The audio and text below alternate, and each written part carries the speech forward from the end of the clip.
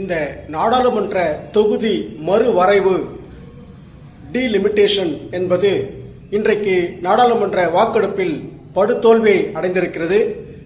இது குறித்து நாம் எந்த மாநில அரசும் நீதிமன்றம் போக முடியாது. ஒவ்வொரு மாநிலத்திற்கும் மக்கள் தொகை அடிப்படையில் இந்த நாடாளுமன்ற தொகுதிகள் மீண்டும்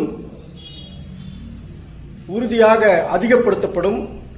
அதில் தமிழ்நாட்டை, கேரளாவை, ஆந்திராவை எல்லாம் கடுமையாக மக்கள் தொகை கட்டுப்பாட்டில் இருந்த மாநிலங்கள் எல்லாம் கடுமையாக பாதிக்கும்.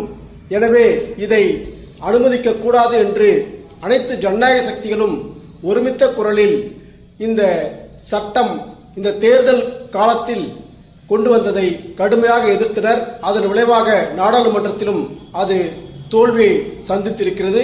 இது முதல் கட்டமான தமிழ்நாட்டு முதல்வர் மற்றும் தமிழ்நாட்டு மக்களின் உணர்வுகளுக்கு கிடைத்த மரியாதையாக நாம் எடுத்துக்கொள்ளும். அதேவேளை பாசிஸ்டுகள் எப்போதும் சட்டத்தை மதிப்பது கிடையாது.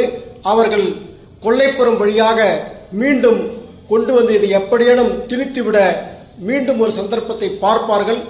விழிப்போடு இருப்போம். தமிழ்நாட்டின் உரிமைகள்,